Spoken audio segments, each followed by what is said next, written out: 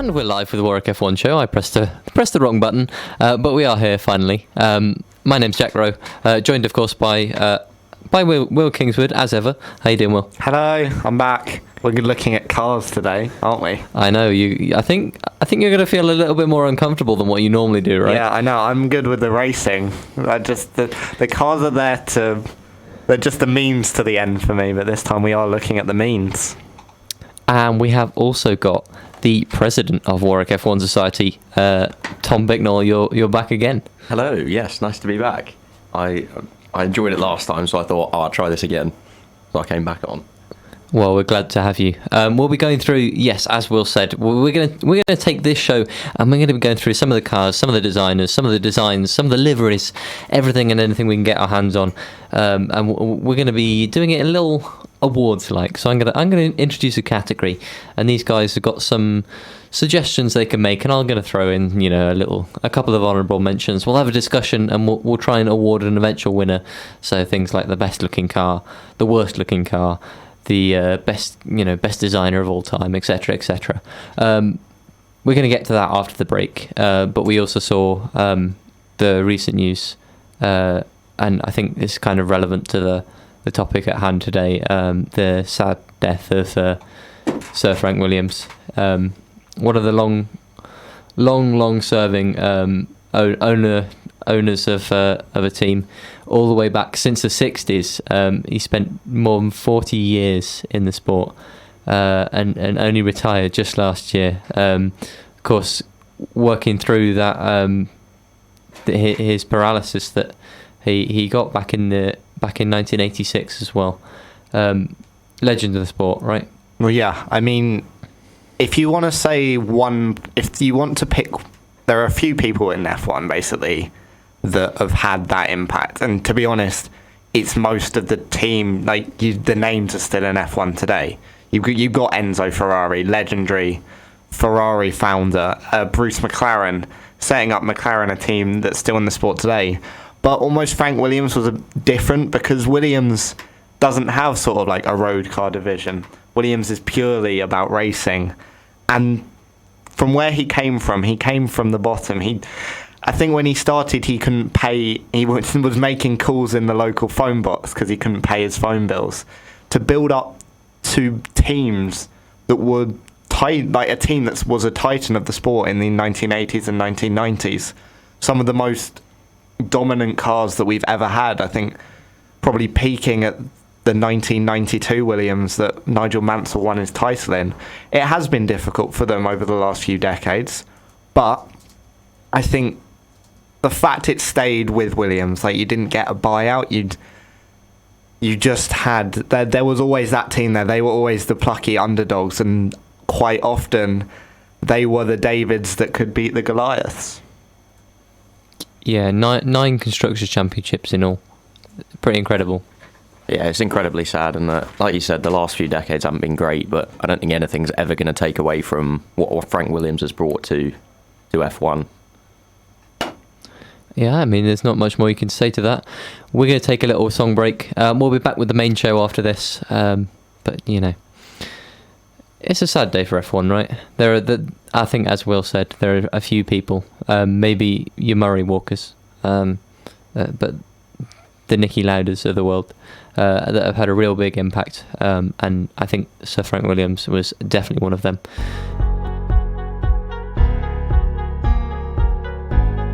We're back and we're looking at cars, and we're just going to crack right on into it, and we're going to look at probably the best category, I think. Like, it's the one that even if those people who are not like technically minded can really get involved in, I'm hoping there'll be plenty of discussion around it as well. Basically, the best looking car. And I'm just going to throw my guests under the bus. I just want them to nominate one car, and then I might chuck a couple of honourable mentions, and we'll try and come to some kind of conclusion. It might not be, that we all agree on something, but we'll come out with a little bit more agreement than we went in with. I think so. Tom, I'm going to throw it to you. You nominated one. Yeah, I have. I've got one that really stands out. I've got a little short list, but there's one in particular, and that's the Renault R26 So the 2006 Renault that Fernando Alonso won his second title in. And I just think it's so gorgeous with the blue and the yellow going together. It doesn't sound like it will work, but it really, really does. Yeah, so I'm going to encourage you, especially if you're listening along on the podcast, to just pause it and go and look these cars up. I don't think the YouTube description is going to be quite long enough for me to post 100,000 links on there, or however many it is, probably about 30 cars over the course of the episode. But go and look these up. So we've got the Renault R26. The 2006 car, designed by Pat Simmons, won Fernando Alonso Championship. Will, what are you nominating? I'm going for a bit of an out there one. I think the Toro Rosso STR12, so the 2017 Toro Rosso. I really, really like how these cars currently look, because I just think they look like proper racing cars, like wide, low, big tyres. They're sort of what I want in an F1 car. And then obviously it wasn't ruined by the halo, but obviously like I think they look better without them, but we need it for safety reasons. And I just think the Toro Rosso STR12 looks like the best car from 2017. Like nice chrome blue, bit of red in there. And I think it won't be one many people have thought of, because it wasn't that successful. But I just think it looks really good. I mean, that's a fairly convincing argument. We've got the silver as well. Like, have you got a photo of it up? Yeah. The silver of that logo, I think that really stands out. Whereas on the current Red Bull and the following Toro Rossos, yeah, I like that. I'm gonna throw in some honourable mentions as well, which is kind of my own suggestions. But I've tried to pick some from all across the eras of F1. So I'm going to throw in, starting with the Lotus 72. So we were talking about this in the break, right? But you guys think the 70s is like kind of the ugliest era of F1, right? Yeah, I'm not a big fan. I just thought the Lotus 72 in particular, it's just like the colour scheme is really nice. It always is black and gold. Yeah, so they had two. Back in the 70s, of course, but you basically bought the chassis and like anyone could run it. But there was the actual like official Colin Chapman run one, and then there was a Gold Leaf team, which is in the red and gold form. So yeah, we had the John Player special livery on there as well. Yeah, like the colour scheme's lush, but the car shape is it's really flat and odd looking. I can't explain it really, but it's strange to look at, just because it's so unbelievably flat. I think the 70s was sort of like the decade between sort of the more just retro looking cars and then sort of going into the modern format. Like you think 80s, like you've got your traditional front wing, it's quite low, and then just the traditional F1 car structure. 60s, it's very like, it's basically like a tube really, with the wheels on like big, like nice thin wheels, big suspension. But the 70s, because it was such a creative time in terms of aerodynamics, the cars are very unique looking. There are some with airboxes that are as tall as most people. There are some like the Lotus. There's T-tray wings. There's wings that are like the size of 6 foot tall.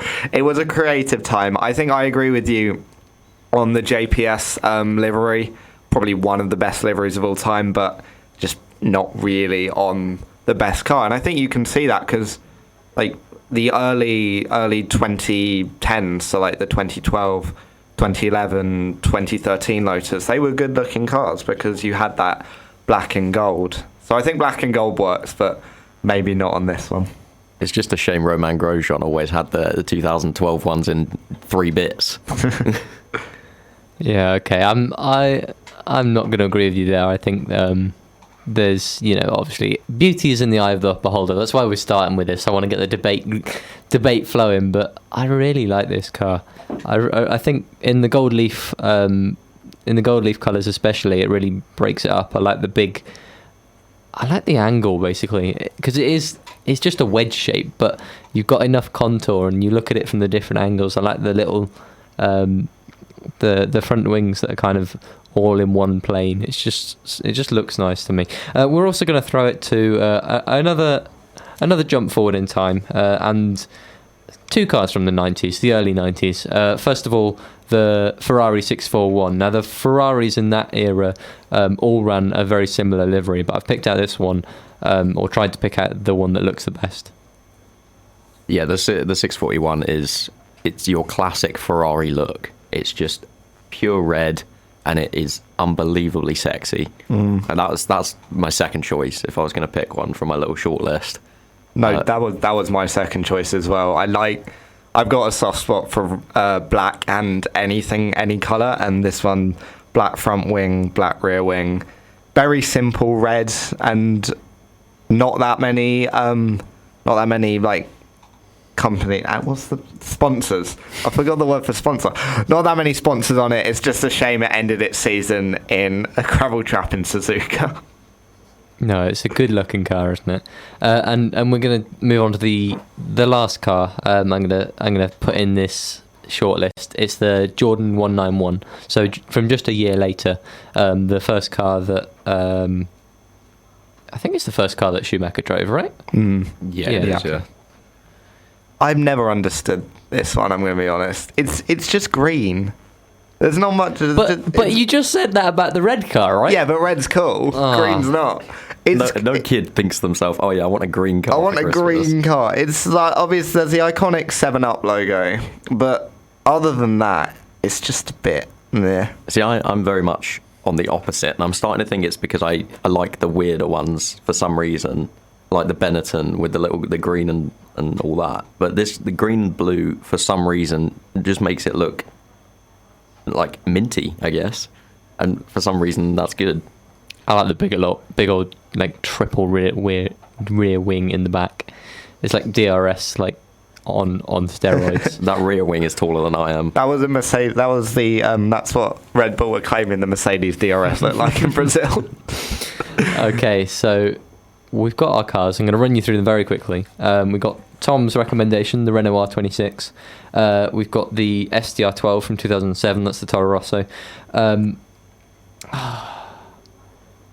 I am going to throw my weight behind the Lotus 72. I know you guys, well, apparently you hate it, but I really like that car. And then we've got also the Ferrari 641, which was pretty much everyone's second favourite car, and the Jordan 191, which maybe it was worth discussing with you guys about whether that was worth nominating or not. But Tom seems to like it, so there's that. What do we reckon then? Are we going to try and order these, or what? Yeah, we'll give it a podium. Yeah. 1, 2, Okay. 3. All right. What do we? I think because we all like the Ferrari, and because I feel like it's just iconic, isn't it? That black. It's like black and red. It's like the pinnacle of what you can reach. Maybe we'll put that one top. Yeah, I'd agree.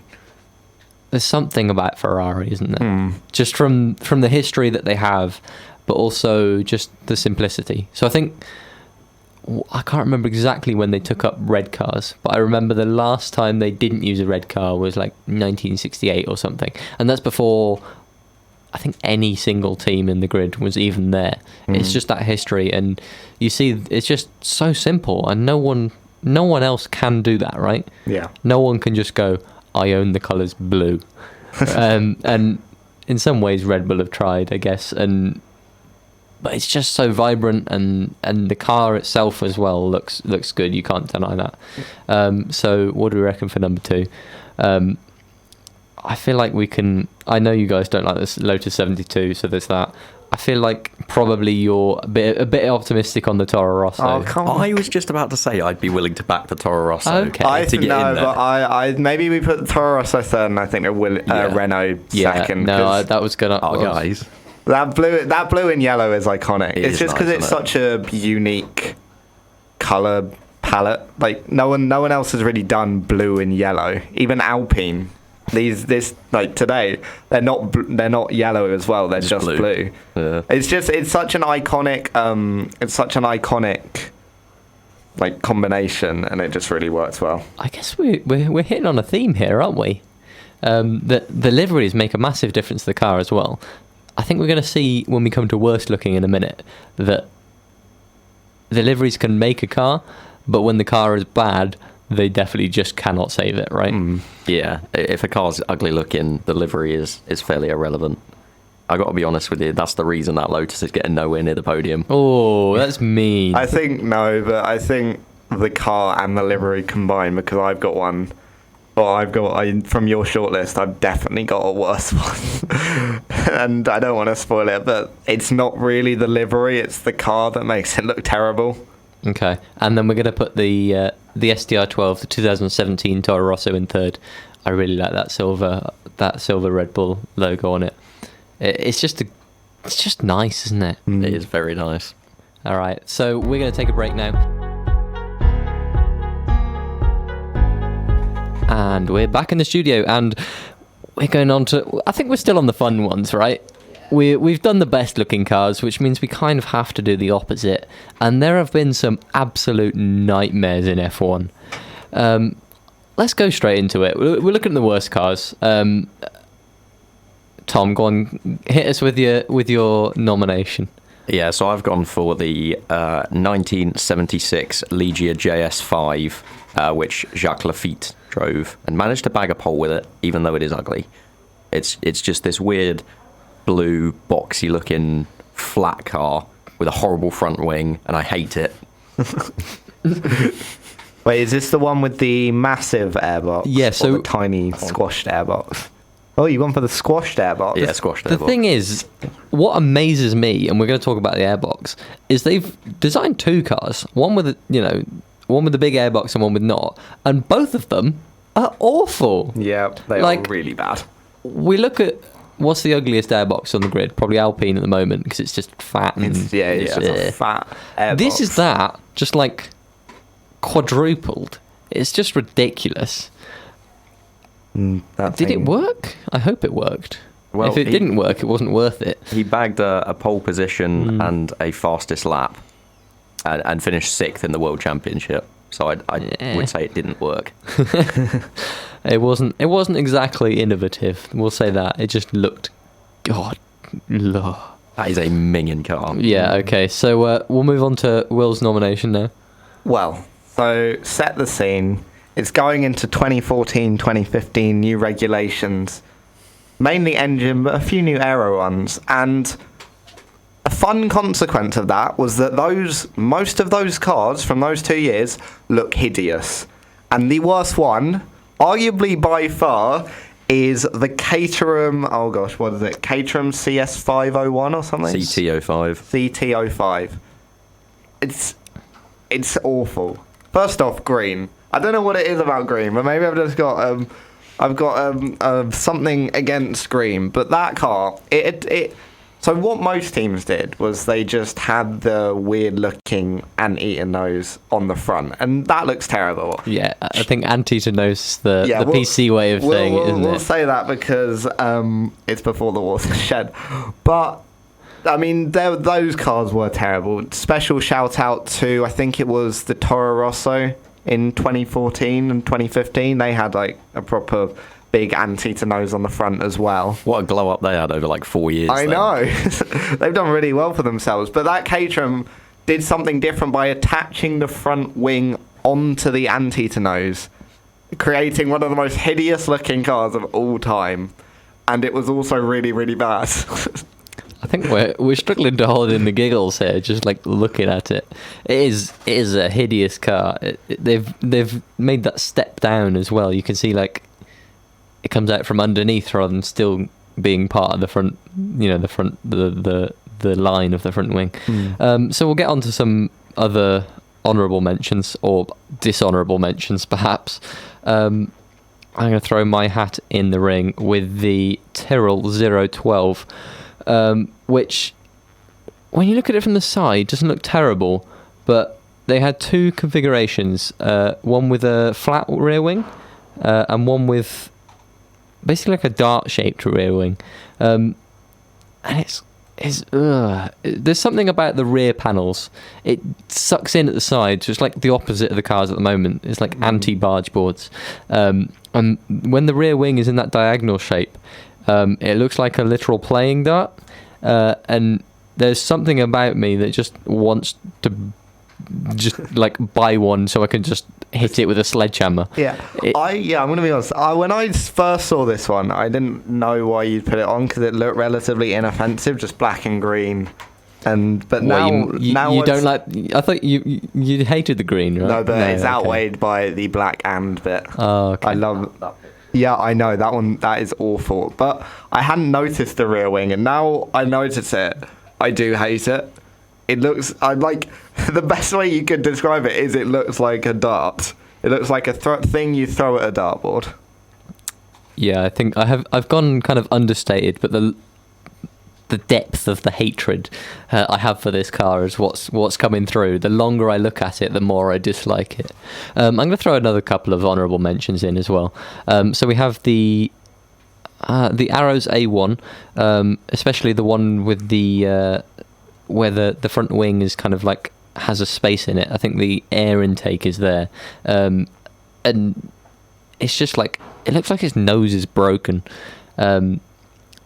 I think they did fix it basically, but don't look at the nice looking ones. Look at the one where it's like it looks like a boxer. See, I'm going to have to disagree with you on the Arrows because it's as horrible as that nose cone is and the front wing that's attached to it. I actually think it's quite a nice car. I wouldn't buy one, but it gives me like data like NASCAR vibes. Yeah, it does. Have you got the front wing with like the two gaps? It sort of looks like a radiator. I don't mind it personally. It is a radiator. It's an air intake, isn't it? I just think the black and gold. I feel like I said a minute ago that I disagree that that was livery can save that was the it. car shape, but the livery actually is really nice on that. I think it's a bit clunky, but it's not. Yeah, ugly maybe. And then we've also got the Eiffeland Type 21. That is an ugly car. Yeah, so this is another one of those ones that perhaps you first look at it and go, okay, it looks a bit regular, but like, what's that? There's this weird divider in the middle, and then there's like a cockpit area that's just like slapped on top, and then the bulge of the front wing is just terrible, and just like it's like you took the worst parts of most cars and just like rammed them into one. It somehow looks both too squished and too long at the same time, and I don't know how it does it. But it does have the first instance of the halo on it. I was going to say, it looks like someone's tried to make a halo and run out of money. So, you said there wasn't a blue and yellow car that had come in before, but we found one for you, Tom. There you go. How does it compare to the R26? Well, I don't know. I think the R26 is probably a step down from this beauty of a car. Oh, terrible. Obviously, I'm joking. It's disgusting. Right. Are we going to try and find a top three for these? Okay. Yeah, go on then. So, just a reminder, we've got the Ligier JS5 with the terrifying, both of the airboxes are terrifying. We've got the Caterham CT05 with the sticky out nose. The Tyrrell 012 with the God knows what's happening to that. It doesn't look like a racing car. The Arrows A1 with the very bizarre air intake, and then the Eiffeland Type 21, which is just all kinds of awful. What do you reckon? Can I just straight up exclude the Arrows from this podium because I quite like it? Yeah. Well, we've got the majority here, so. Are you're siding with him as well on that one? Yeah, I like that car. You might be the host, great, but it's not terrible. Majority is majority, sunshine. Can we put the Caterham top, please? It's so bad. What do you think, Jack? Right, so we've crossed out the Arrows. I think that Tyrrell 012, I do dislike it. I do think it doesn't look like right, but it doesn't have that immediate shock factor that the other three do. I really don't like that now. I've looked at it, but the longer I look at it, the worse it gets. That's me with the Caterham. It is like that. What about the rest of the Caterham though? What if you look at it from the back? I haven't even tried that. Minus the weird nose. It's not a disgusting car. It's just not great. And they coloured it black in the end, right? I mean, that made it a little better. Oh yeah, the green version of the nose is terrible. I think they made it better as it went on, but just it's the fact it doesn't look. It's not even like tried to look nice. It's just they've ended the front wing at here, then just put a flat bit, and then have just rammed a like weird looking front wing. And it's the fact the front wing is attached to the nose bit. It's not even attached to anything else. I hate this car. I've got a picture in front of me from when they fixed it, and it looks all right then, because it's part of the whole body, the nose. They haven't just stuck it on underneath. Yeah. And that looks all right, but the original CT05 is a horrible looking nose. I think the Ligier's got a certain charm to it. Like, I don't know. Is it two people to exclude one? I think there's... The Ligier has the kind of charm, as in when you step in poo and you've got it stuck to your foot all day. No, that's not charm. It's got the kind... I like the colour scheme on it, and I think that is one where the livery does save it somewhat. Well, so I think we're all going to go Caterham. I think we've all agreed the Eifeland as well is terrible. Okay, between those two, which is the worst then? I think the Eifeland's worse, personally. Just because it looks like someone's just cobbled together parts of bad cars. I was about to say prefer the Caterham, but definitely don't prefer it. So, Jack, it will come down to you. What do you think? I'm looking at the side view of the Eifeland, and it looks better. But at the same time, both of those cars have an angle where they're not that bad. But I think it's just that angle is called when my eyes close. It's just you've fallen over and just lying on the ground. I think because of that weird sticky up. If it wasn't for that weird sticky up bit in the middle of the Eifeland, I'd have definitely gone for the Caterham. But I'm going to go for the Eifeland. Okay, we're going to put that as. I was about to say number 1, but like number 6 billion. I think Eifeland, right at the bottom. Caterham, and then I can't get past the Tyrrell. I'm sorry. I'm okay with that. Okay. Yeah. Cool. There you go. You have it. The worst 3 cars. And notice how 2 of them are green. My hypothesis is working. Not gonna try and. Green cars just objectively don't look good unless they're racing green. Shout out Aston Martin. Maybe new theory. The green has to go with another colour because those two are both like pure green, whereas the other greens, like the Jordan, was with blue as well, wasn't it? And the Benetton had something yellow. It had something on it. Don't know. We didn't even choose a Benetton in the end. We haven't all had a look at it. While we're on that point, I've immediately forgotten what point it was. This is not a good way to end a segment, is it? Benetton. No. Green. Aston Martin. Right, okay. I'll back the racing green. It's got to have racing in front of it. No. There's so much potential in that car, right? The livery. What did you think of it when it was revealed? Very quickly. I thought it was a bit underwhelming. Yeah. It's getting worse as it goes on, I think. Is it just the pink? Because the pink doesn't go, does it? Or is it just like the copying the Mercedes? Or is it just like everything? It's a bit dull. Like like Ferrari gets away with it because they're Ferrari. They can just do red. And just go from there. Mercedes. Well, we chose the prettiest car as red. Exactly. They can get away with it. I like the Mercedes. I like the black Mercedes. I think that's the best looking car on the grid. And then everyone else has got a bit of variety, but the Aston Martin sort of just green. But then I'm looking at the Aston. I'm just trying to think what you could do to fix it, and I just think it's unsalvageable. The Aston Martin wet cars have lime green on them, right? And it was originally meant to have just a little bit of lime green.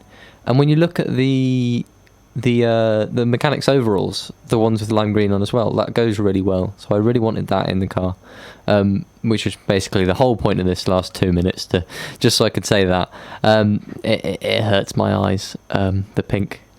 All right, we're going to go to another break, and when we get back, we'll start talking a little more nerdy, and we'll have a look at the most innovative car in F1 of all time.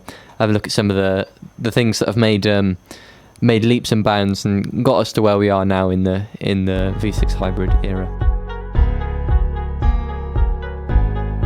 And we're back with the Warwick F1 show, and we've done the fun bit, talking about the best and the worst looking cars, and we're going to come to, I think, less looks-wise, but the worst and the best cars in the second half of the programme. But before we get there, we're going to have a look at some of the most innovative cars, the cars that have introduced something to F1 that have either, was so popular that everyone scrambled to take it up, or something that's affected F1 even now.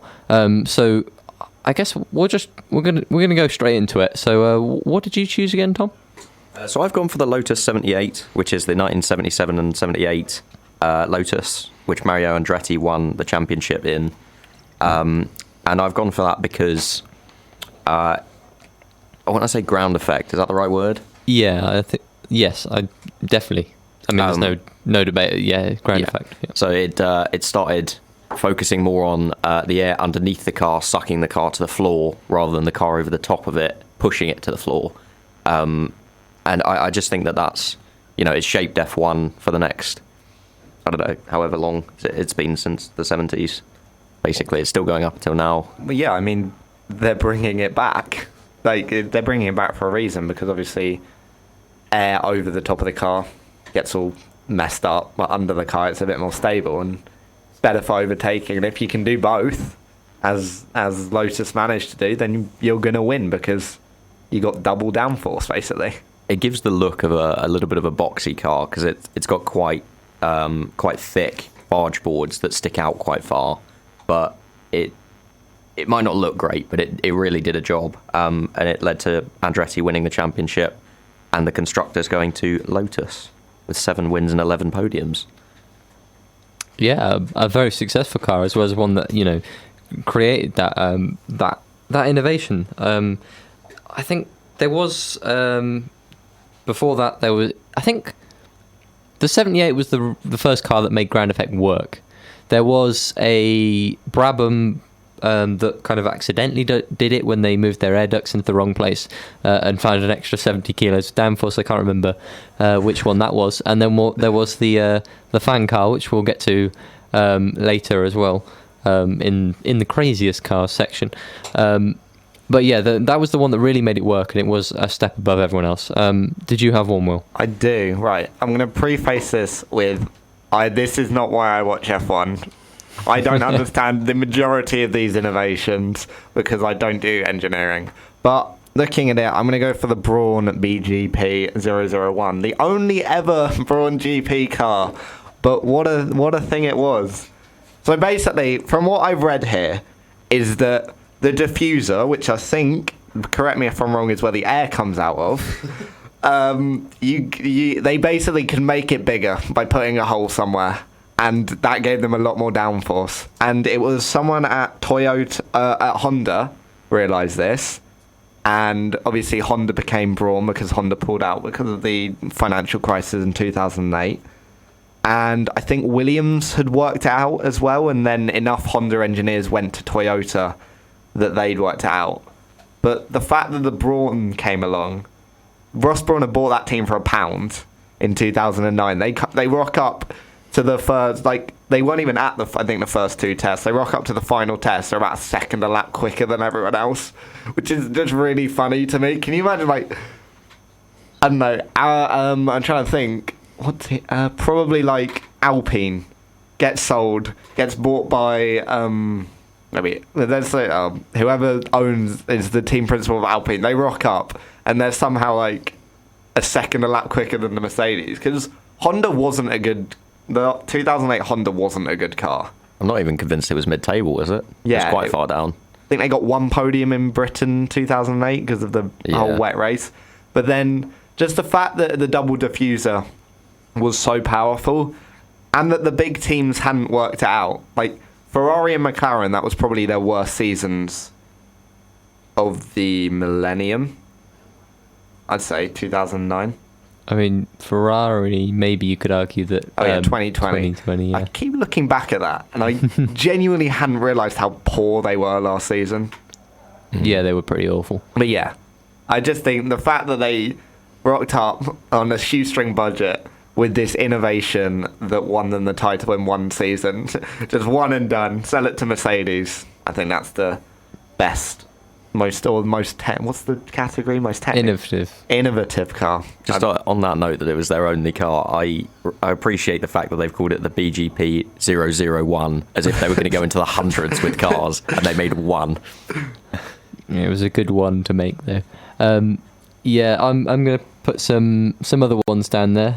So we've got and as ever, I'm kind of a history nerd, a little bit more than Will is anyway. So I'm going to throw in the Brabham BT26, which was the first car to throw in those disgustingly tall front wings, where they were basically just sat like 6 feet above the driver or something like that.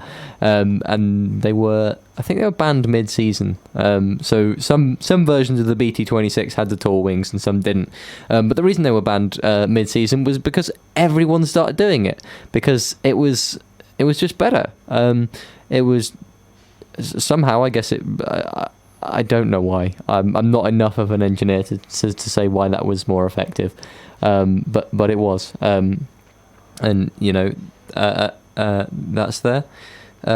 We also have the Renault RS01, which was the first car to ever use a turbocharger. I'm going to be honest, what year was the Renault RS01?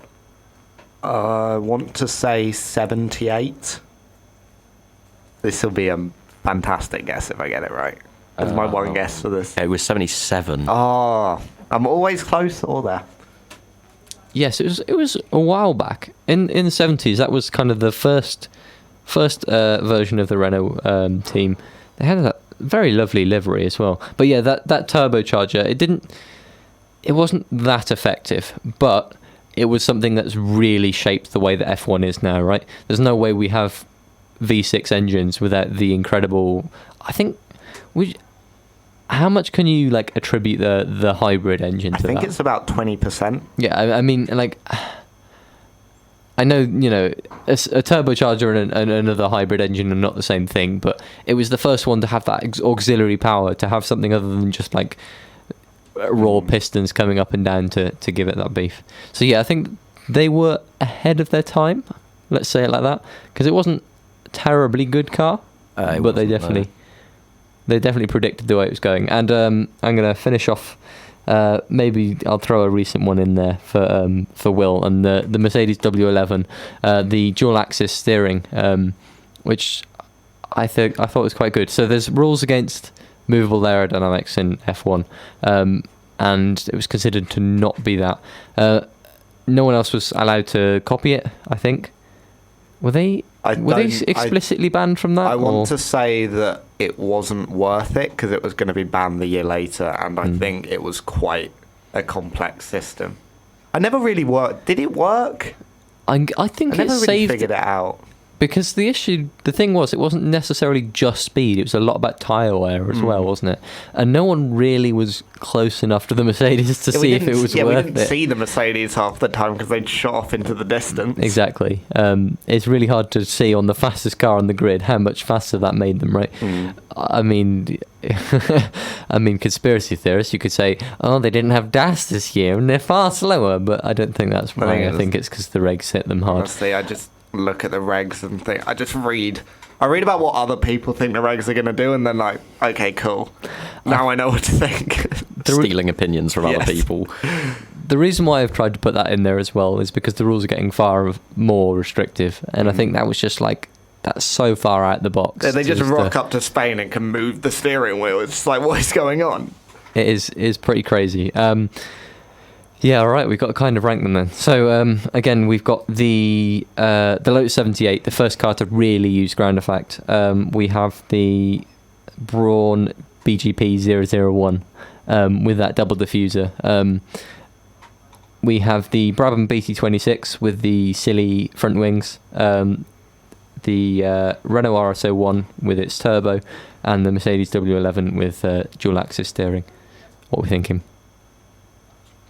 I want to back the Lotus, personally, not just because it was my one. No, I think the fact that we're coming to ground effect for a solution to a problem 40 years later, I think I'd have to back that as the top one.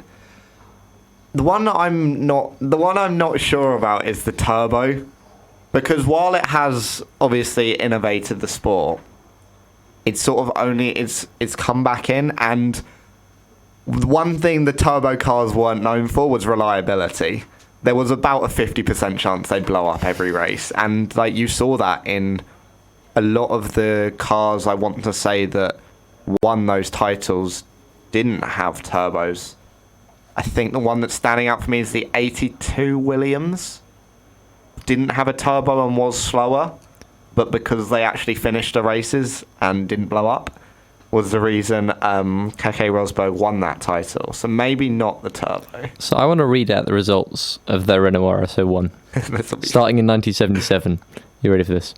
Retired, did not qualify.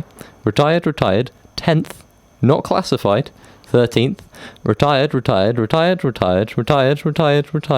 4th, 12th, retired, 10th, retired, 9th, retired. So yeah, consistency not great for them. Or I guess consistency was really good. They consistently retired. But yeah, that was I think innovative is a difficult category to catch on to.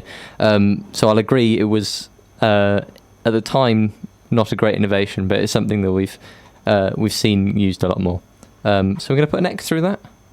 Yeah. Okay. I think I'm going to agree with you. Lotus 78 is probably the one that really did it.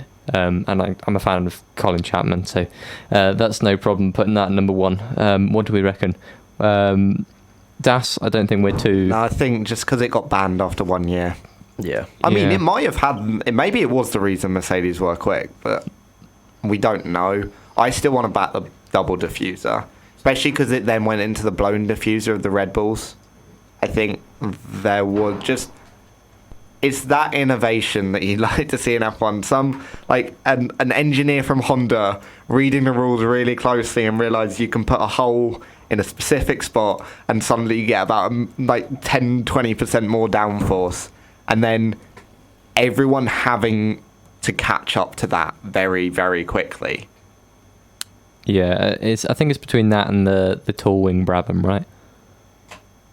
Or do you just think it's the Brawn? I've got to say, I think the Brawn's in second. Okay, there you have it. Brawn GP or BGP 001. I do think the tall wing Brabham was maybe not given quite enough credit here, but stick it in third. Yeah. No, I think it was better than the Renault. And we're not too sure on the DAS. I think it's difficult to say that the DAS is. If it wasn't banned, do you think people would have picked it up? DAS. I think it got banned because people picked it up, didn't they? As in, like, you could see them moving. I want to say. No, I mean, like, if it wasn't banned, would everyone go and put it in their cars for 2021? Well, maybe try it out. Yeah. You'd think that possibly Mercedes had engineered it before we knew all the regulations were going to be delayed.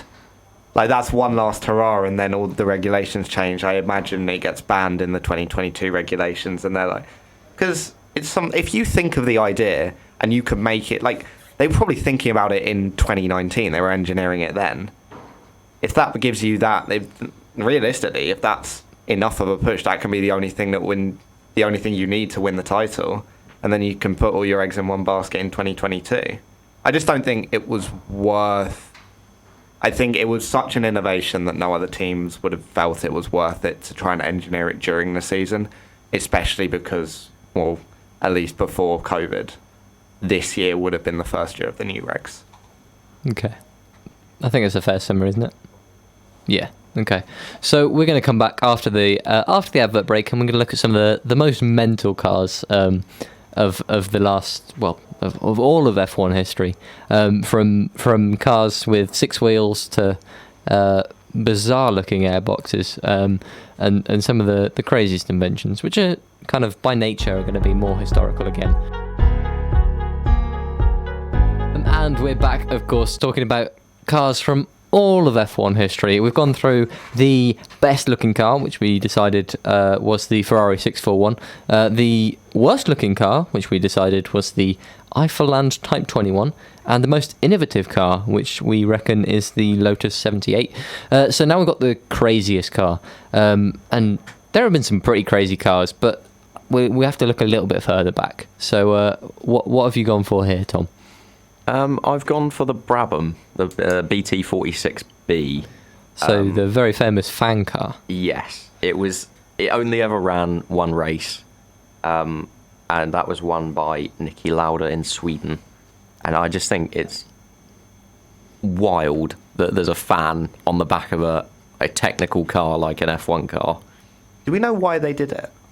Yeah, so that's a ground effect again. Oh. So it was sucking air kind of under the car, because essentially ground effect works is like the faster the air moves under the car, the more it sucks to the floor. And yeah, pretty much it's like the opposite of blowing under a piece of paper. And they it's just the opposite of it's just an upside down airplane wing, wouldn't it be? yeah, pretty much. And yeah, I think they got away with it because half of it was, or slightly more than half the air that was coming through was cooling the gearbox. So they said it was not actually an aerodynamic device, but a cooling device. However, they retired it after one race because of safety reasons. What would F1 have looked like? Because the FIA didn't ban it, at least not after the first race. What would F1 have looked like if they had continued to run that? I don't think it would have lasted very long if they had continued to run it, because I think it would have just turned into kind of a hole in the back of the car. Because a fan, A, looks absurd, and B, like the reason they retired it, it could just break. It could become a hazard. So I don't think it would have lasted too long. It's just a shame they put so much, like, they've clearly put some... Did they put effort into it or not? Because they had the Brabham BT46. Like, the car was already there. How much effort do you think it takes to just slap a fan on the back? Oh, I don't know. We'll have to get an engineering student in here one day, won't we? Yeah. No, we never have any idea. We're F1 fans, not engineers, unfortunately. We'll try and get Christian Horner in here. He lives in Leamington, but Adrian. If you manage that, I'll be very impressed. Adrian Newey is from Stratford as well, which isn't too far from here. So, there's that. Will, did you have one or not? I think you can't look that far beyond the Tyrrell P34, otherwise known as the six-wheeler. I think it's the fact that it was actually quite good for one season in 1976. It got one win and 14 podiums. It just actually went quite well. And the fact that a lot of other teams were looking to do six-wheeled cars until I think some regulation changes made it uncompetitive. It's weird and fun, and I like it. And it's got six wheels. Why is it? That's funny. There's a YouTube video that I was watching this morning that was saying it didn't like end there, the six-wheel job. Like teams, I think Ferrari developed one, March developed one, Williams developed one, but none of them saw a race. I think actually, now I'm remembering, I've got so my granddad has some old scale X-Trax, and I've got the six-wheeled March in the little display case, so I just look up at it. Well, it looks like the Tyrrell, but it's definitely the March, and I'm just like, that car's got six wheels and it's an F1 car. What's going on? It is weird. So I think the principle behind it was that it reduces the front profile aerodynamic drag, but obviously with more contact with the floor, you also increase the rolling resistance. So I'm not sure, whether it was a neutral effect, whether it was a beneficial effect total, or it could have actually had a detrimental effect. That could have been a car that was going to win the world championship and you just ruined it. But no, it seemed to do fairly well. So. It was third in 76, obviously behind McLaren and Ferrari, because they had that legendary duel between Hunt and Lauda. But I think it's just the fact that they rocked up and the car had two extra wheels. It's just fun. A bit funny. We've got that one. I'll throw in some other ones as well, but I do think those two are kind of far and away like the weirdest cars we've seen. I'm going to put the Mercedes W196, which all the way back from the 50s, because it had a closed wheel. The only F1 car to not be an open wheel car. It had a streamlined body, and did fairly well. I think it won a couple of titles. It had the open wheel configuration as well, but they did sometimes put the closed body on it. There's also the I don't know how this wasn't in the ugliest cars. I think I probably said I didn't want it in both, but the March 711 with the absolute dinner plate for a front wing. Yeah, you should really look that one up. It is equal parts horrifying and confusing, and I don't know how to describe it, but that also did quite well. Like, somehow. Have you just had a look at it, Tom? Yes. I know. That is disgusting. You genuinely could serve dinner on that. Just on a front wing basis, can I just throw another one in there? You might have to Google this one because I don't think it's that well known, but Trojan's only season in F1, 1974, they produced the T1031, and its front wing, it looks like something off of a snowplow. It is... It's unbelievably cobbled together, that car. And I almost said it in the ugliest cars, but I thought it was better off in this one. Yeah, I haven't seen that one, actually. That is awful. Yeah, I'm going to still throw in my last... We're going to have to do 6 now, but... or at least, like, merge those two together, like the awful front wing gang.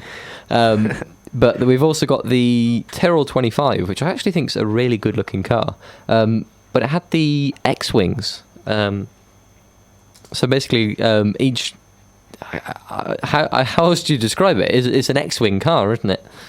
It's literally like the Star Wars thing, but... And they banned them because they were dangerous as well. It's amazing how much F1 engineers will sacrifice in terms of looks to go a bit quicker. Because some of these cars, like what have those unique features, look hideous as a result.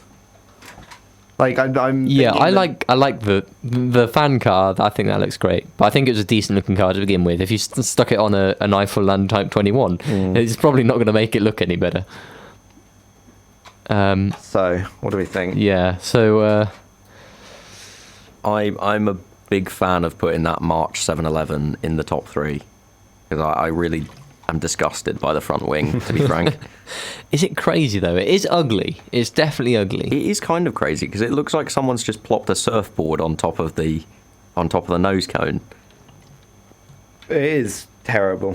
It deserves its own category, doesn't it? Yeah. Yeah. Okay, we've got that one. Well, I think if we're doing that, I think you've got to put the fan car and the Tyrrell in there because Yes, I agree. Like when you think crazy designs, you think, oh, Brabham strapped a fan to the back of their car, and Tyrrell have got 6 wheels. It's pretty much that. I think those two do stand out. I said that 5 minutes ago, but those two are just like above and beyond like mental, aren't they? Yeah. So I think maybe the March in third. Yeah. And then 6 wheels or a fan. I think the fan is weirder, personally. I don't know. I think the 6 wheels. I do think it's totally bonkers, but I think I'm going to have to go for the 6 wheels, just for the novelty aspect of the fact it was quite good.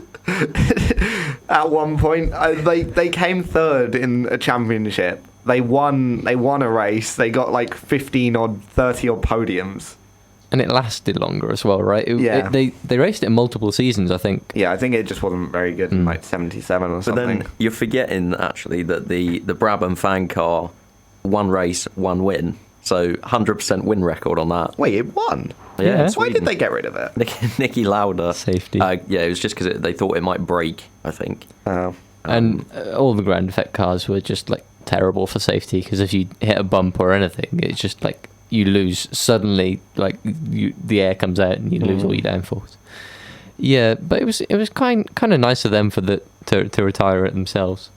So there you have it. Anything to add to those? No. Okay, I forgot to queue up a song. Here we go. Is it? So yeah, sorry. I should do an outro, shouldn't I? I'm not very good at this. If you'd like to call in and do a better job than I would, feel free to put your video in in the description. Get your talent reel out there. Until then, we'll be back after the advert with the worst F1 cars of all time, which fortunately probably most of them you've not heard of, because they are truly terrible.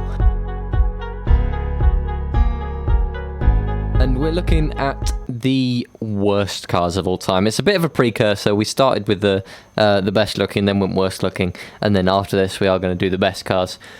But I felt like this had to be included because we're going to see a lot of cars here that we just never hear about. Because why would you? Why would you remember the cars that failed to qualify? Why would you remember the cars that are 15, 20 seconds down on the field per lap? Well, I guess it's if you want to make a joke of the teams, right? So let's go through it. We're going to try and do it chronologically. And we're going to start with the Ensign team. Now, they have one of the worst looking cars ever. And I think I've accidentally skipped it, but it isn't this one. This is the N179. Hang on, which one's the one with the ridiculous airflow? Okay. A lot of these cars are just terrible. Ensign isn't my strong point as teams go. Why not, Tom? Yeah. I've just always thought that they were too popular for me. I'm an underdog man. And Ensign have always been up there. So. Ensign were basically a dead dog by that point. Okay, I've found it now. So this is one of the Ensign N179 cars, which I think is another contender for the worst looking car of all time. Cheese grater on the front. It is. It's a bit like that.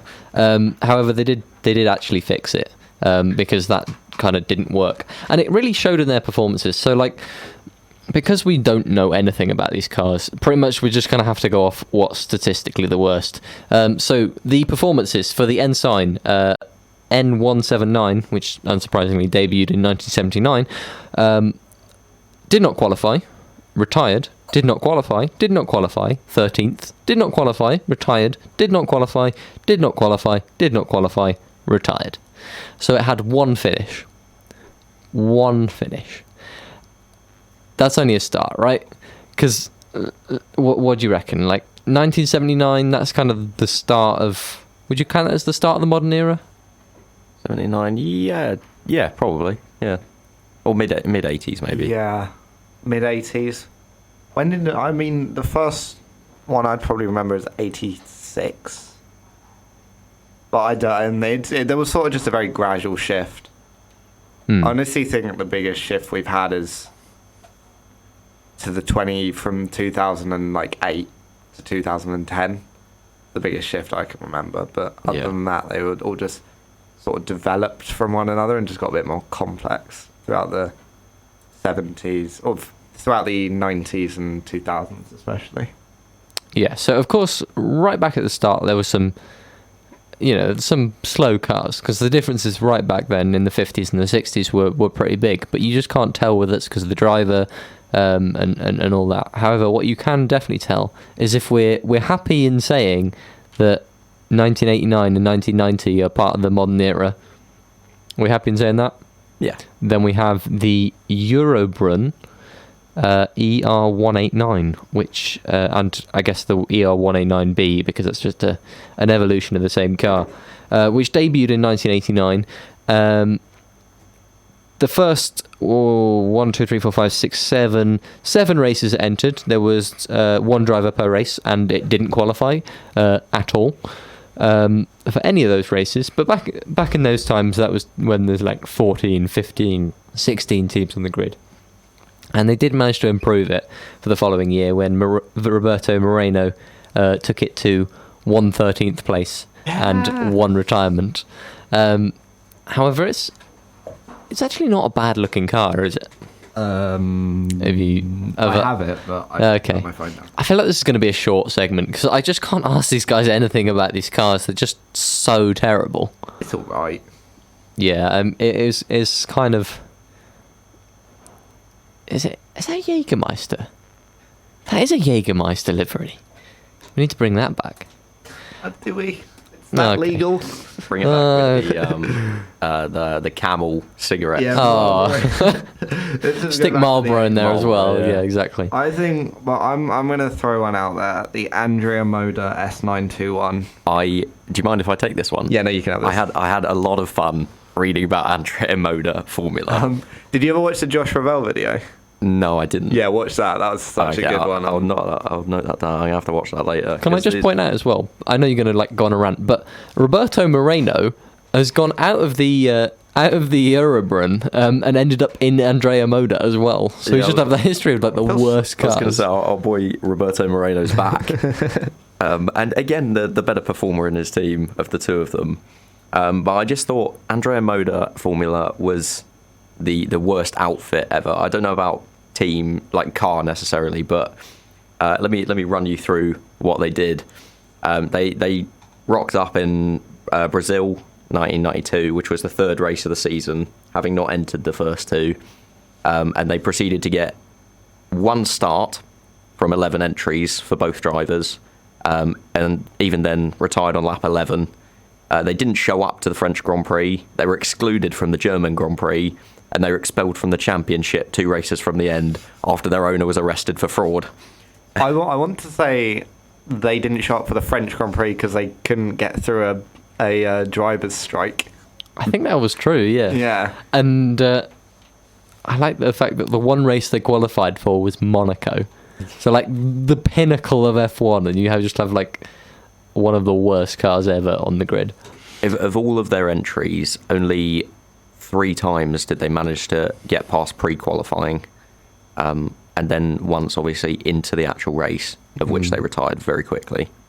So I would like to point out that they are in fact the worst outfit ever, despite our man Roberto Moreno absolutely carrying the team. Oh no, and they were Carrying trying. the team. They didn't like. I want to say they were trying to kill one of their drivers by the end of it I hope it because they wasn't kept Moreno. giving him the terrible parts. No, I remember what it was. They didn't want to qualify.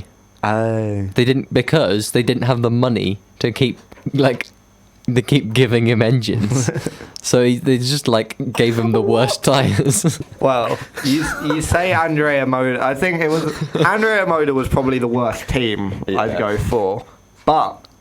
What are you worst- going to say? I'm going to say the Life L190. Yes, Now, okay, I'm That glad was this my is... worst car. The Life L190 never pre-qualified. So we got to... Back in the day, F1 was quite easy to get into, and that is why there were a metric load of teams all building their own cars. So we had pre-qualifying that got rid of the absolute duds. And then you had qualifying that got rid of all the rest of them, and then you made the grid. And this Life L190 never even pre-qualified, let alone qualified. The quote that I found on their Wikipedia was that they were no faster than an F3 car, and they would have struggled in Formula 3000. I feel sorry for them, but they're just so bad.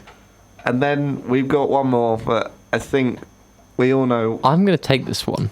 Yeah. Because I really genuinely think this is the worst car ever. It's the Lola T97/30. I don't know why it's called that.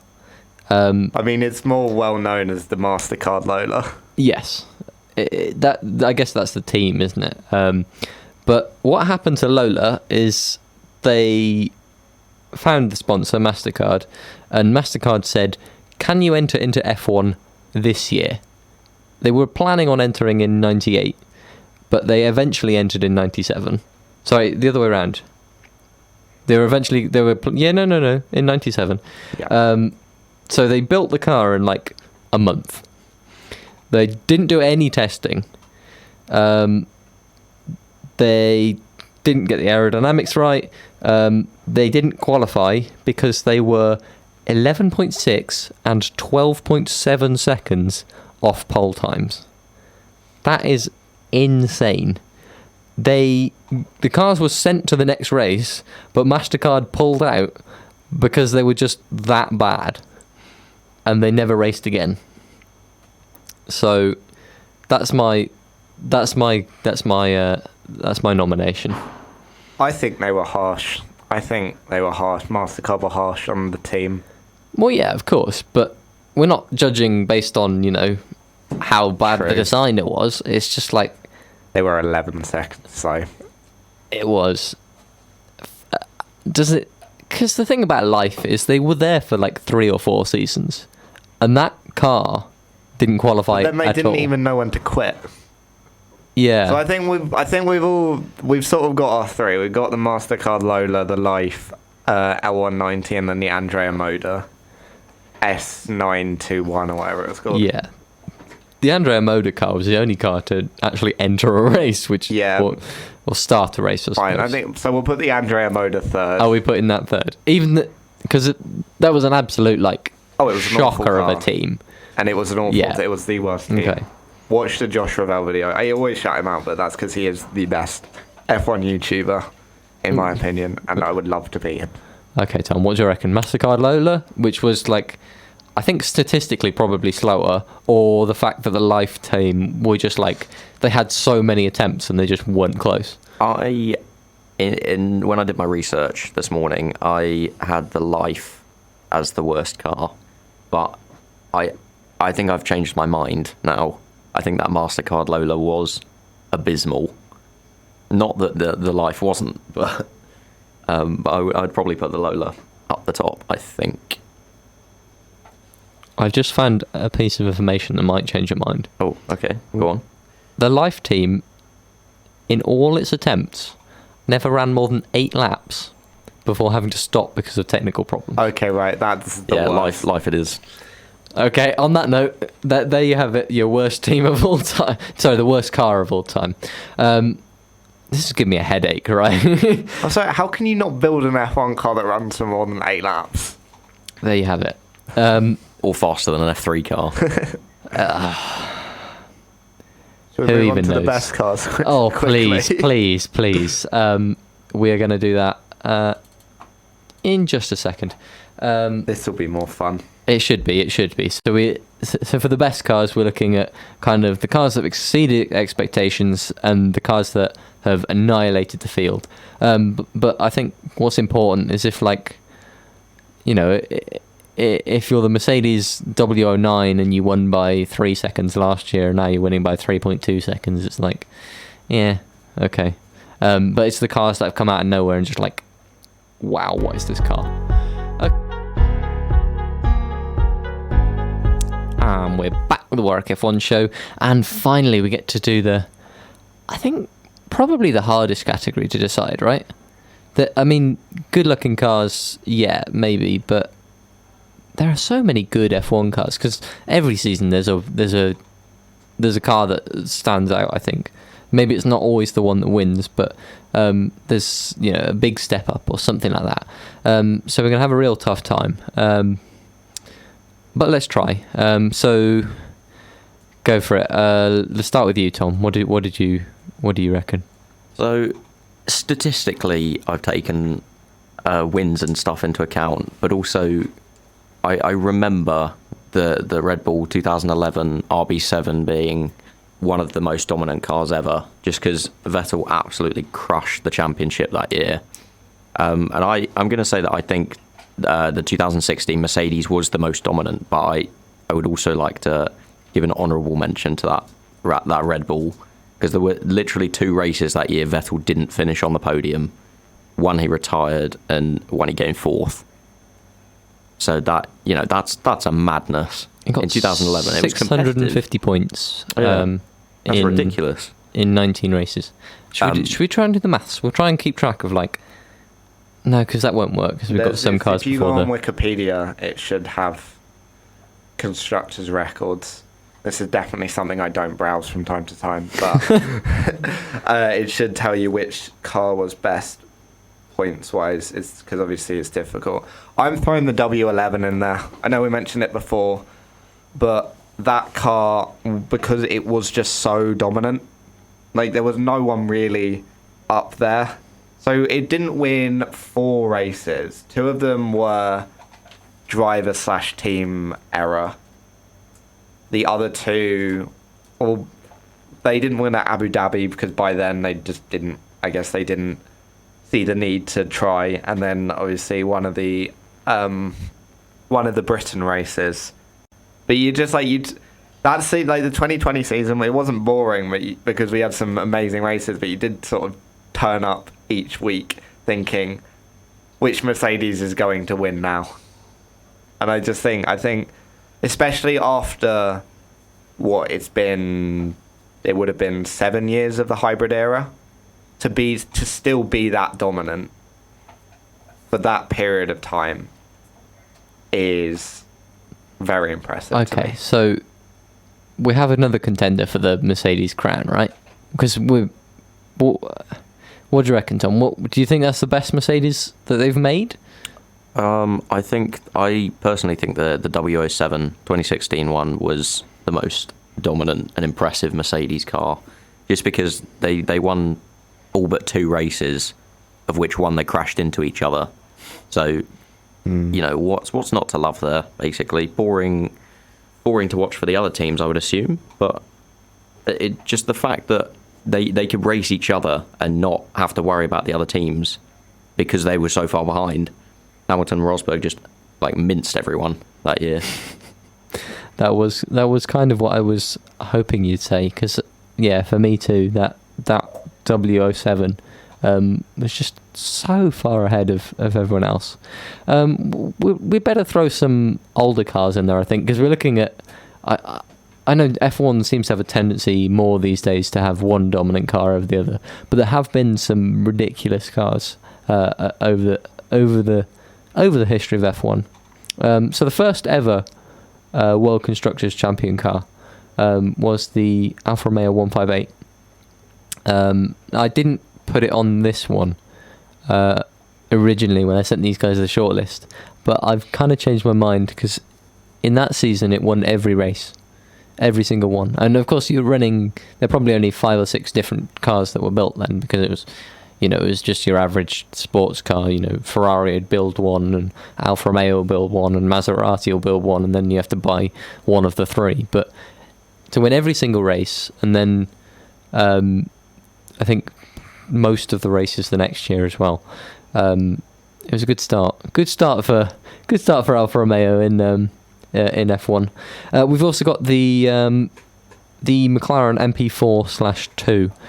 Which I'll have to look at the stats for, but I think it won 5. 15 out of 16.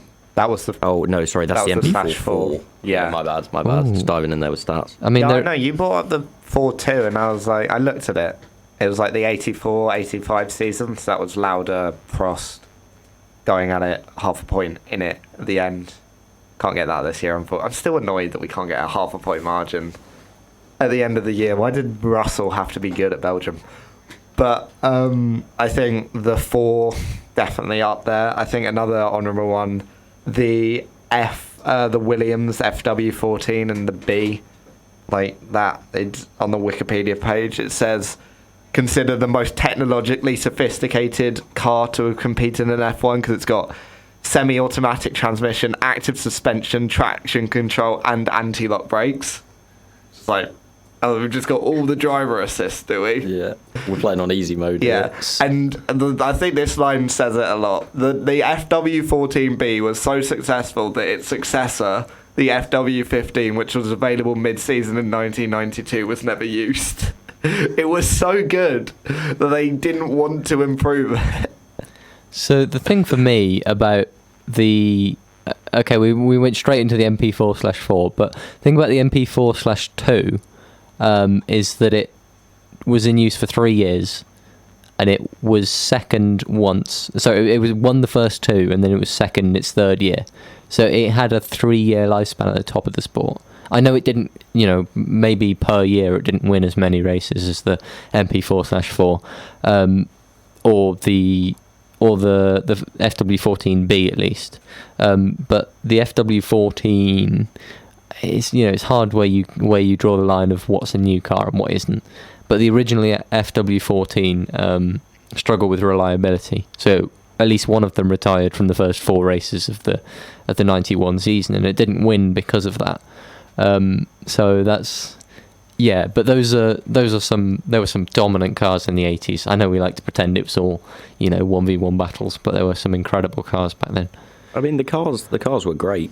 and very dominant in a lot of cases, but it did mean that teammates could go at it.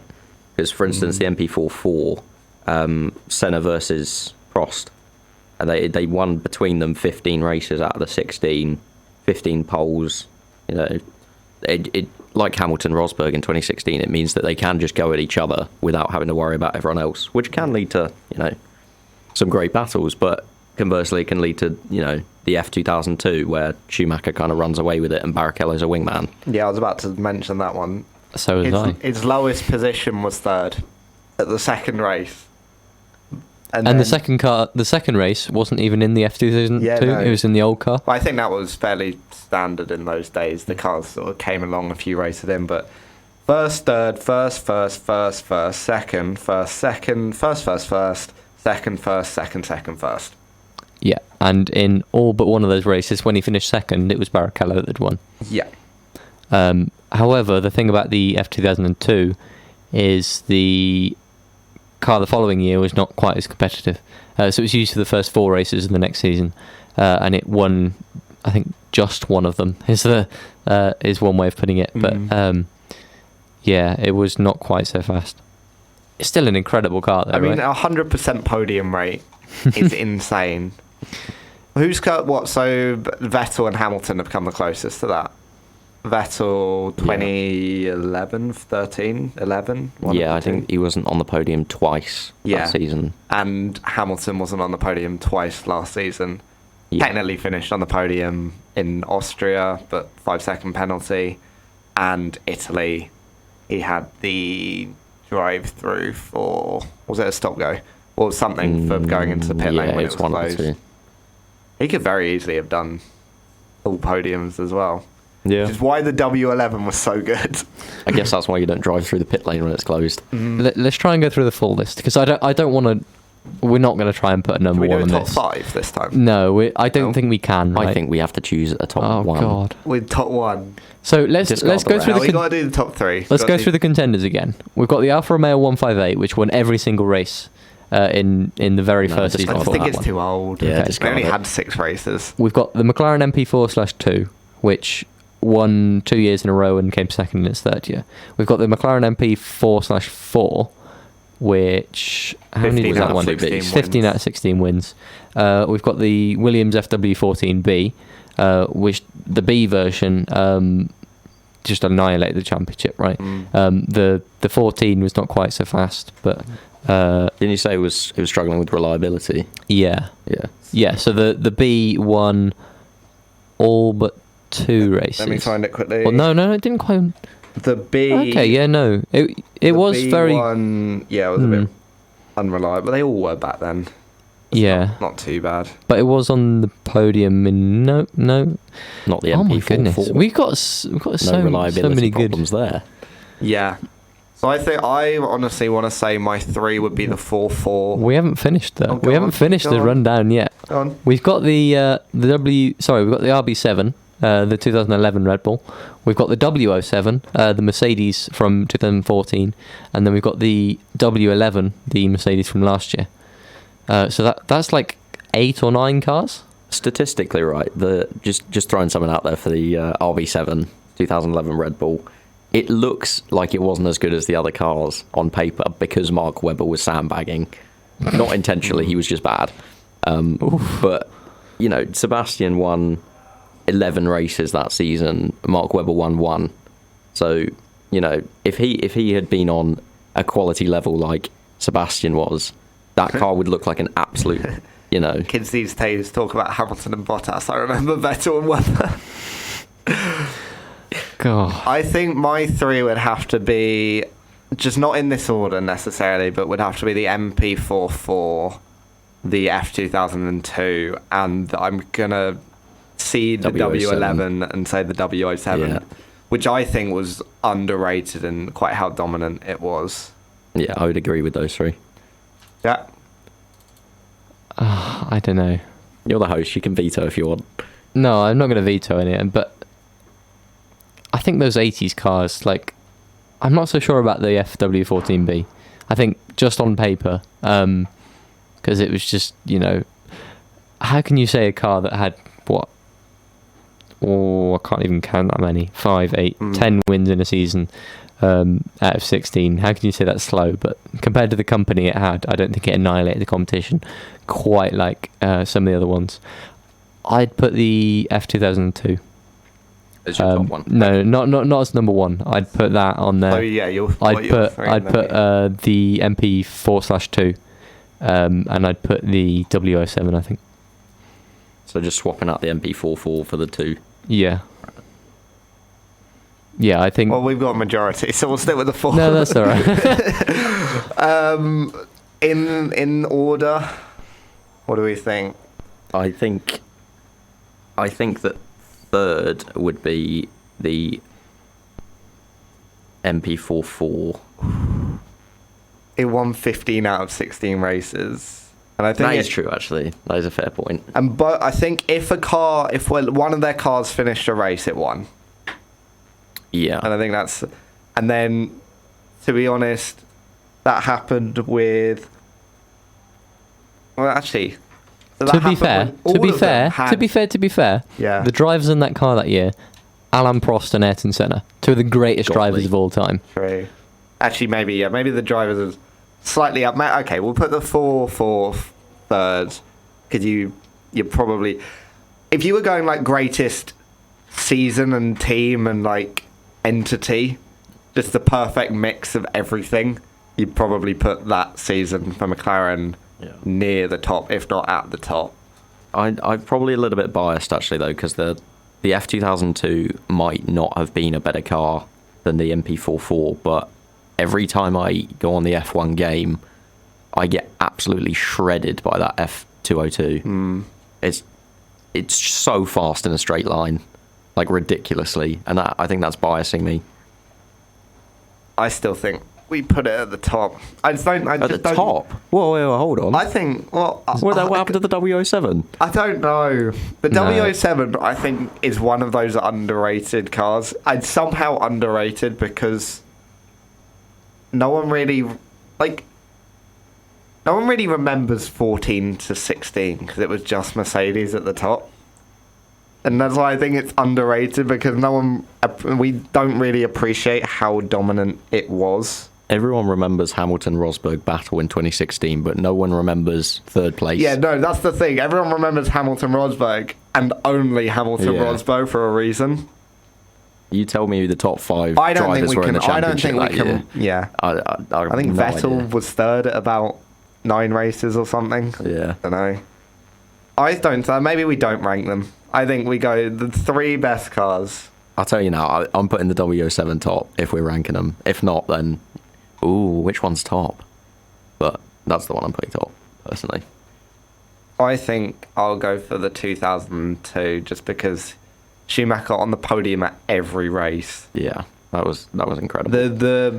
On the podium every race that season. For the F2002 that season, his lowest finish was 2nd. Yeah. That is insane. And It is ridiculous. Like, he came 3rd, but in last year's car. I'm going to go for... So you go for the Mercedes, I'll go for the Ferrari. I don't know. I've just been on my computer and I realised I'm talking about the W07 like it was the first Mercedes that in the hybrid era. It wasn't. That was the W05, which won every race except for Canada. So that's like... It didn't win Belgium. Oh, it didn't win... It didn't win 3 that season. Oh, okay. Ricardo won Yeah, 3. maybe. Sorry. Hungary, I can't... Belgium, and... I'm trying to speak into the Canada. mic and look at the corner of my eye at the same can time. even- Yeah, no, okay. Engine brake issues in Canada. Oh, God. Hungary Oh, no. was just, the car was a bit slow and they were wet. I think Hamilton had started at the back and was trying to make his way to the front. And Belgium, they collided, and then I think Rosberg had issues. Oh, you're just showboating I now. am showboating. Okay. They only, like, from 2014 to 2016, they only didn't win, like, 10 races or, like, 9 races or something out of the 60. It was ridiculous. So, what are we doing? Are we putting... Are we... We've gone for There's one. so many cars. Yeah, we've got one each. The So either best, you've so got you the need to deciding pick vote, one. or you can pick a third one. And we can all... This is so difficult. So, I'm going to have to look through it again. So... Prematurely, the 2022 Haas. Please don't. Can you imagine? Can you imagine Mazepin is just up there? Every race on the podium for the second time. Right. There's so many good cars. Come on, Jack. What do we got? You have to pick one. We've only got 5 minutes. Yeah, we're not going to fit in, and we're not going to fit it at a Well, last segment. I'm trying to we'll drag it out now rather than squish it in. Could do it quickly. No, there's no way. No, Just talk really fast. no. The Mercedes, I think. Yeah, it's as in the W07. Or yeah, the W05? W07. Yeah, the Right. W07. Yeah. Yeah, no, They it's got difficult. 765 points. My God. That year was an absolute joke. Like, for competitiveness. How many there was races nothing. were there that season? 21. 21. So 21 times. They won 19 of them. 21 times 25 is. Wait, no, that's not right.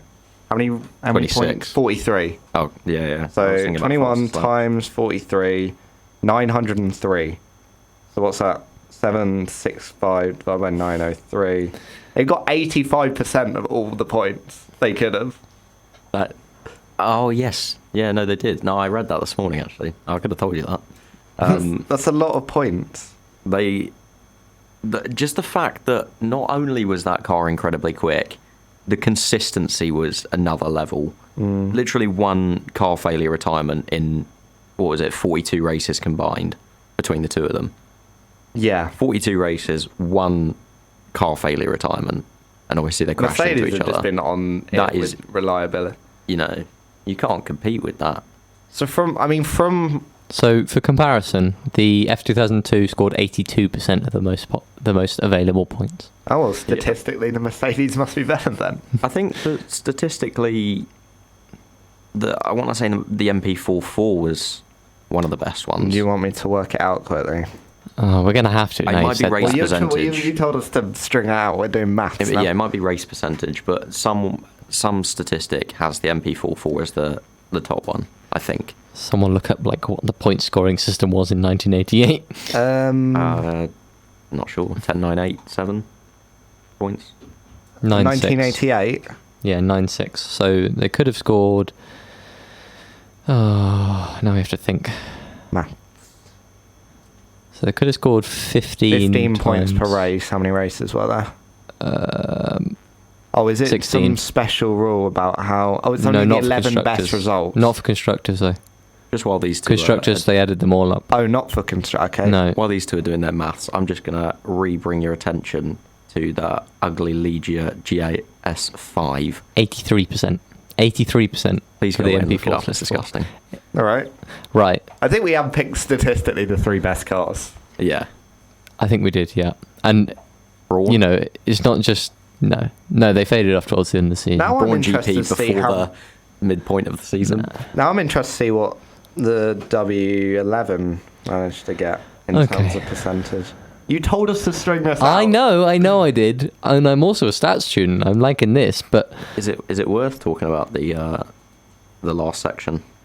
No, Yeah, no, I think we have I'm enough just trying to give up on it. Okay. Fair Right, enough. so 17 races. I didn't know anything about it anyway. You can score 44 points, can't you? 573 divided by 17 times 44. Divided by 17 times 4. 134, 135? 573 divided by 17 times 44. That's not gone right. 17 times 44. Nope. Maths. What's going on? Turns out we're very good at maths. 748. 573 divided by 748. 77. 77. I think we really did pick out the best 3 cars, didn't we? All right, so The question is, which is the best? it's the Mercedes. Yeah, I said it was the Mercedes. statistically, it must be the Statistically, it's the Mercedes. I think I'm glad you said that. as soon as I think as soon as Hamilton retires, we're gonna look back at a lot of his seasons and think, my God, he had some good cars. Yeah. But, I mean, at the same time, we're going to look back and, remember what a quality driver he was. Because I think everyone kind of takes him for granted while he's here, obviously, because he's winning and no one likes that. We stand Lewis Hamilton. We do. Okay, so I'm going to run through everything we've decided today. We decided that the best looking car of all time was the Ferrari 641 from 1990. that the worst looking car of all time was the Eifelland Type 21. It's just, the most innovative car was the Lotus 78 with ground effect. The craziest car was the six-wheeled Tyrrell P34. The worst car of all time was the Life. I've forgotten exactly what the name of the car It is. was the L196. There you go. That never reached more than 8 laps without breaking down. The best car of all time, we think, is the Mercedes W07 Hybrid. And with that, we have reached the end of the show.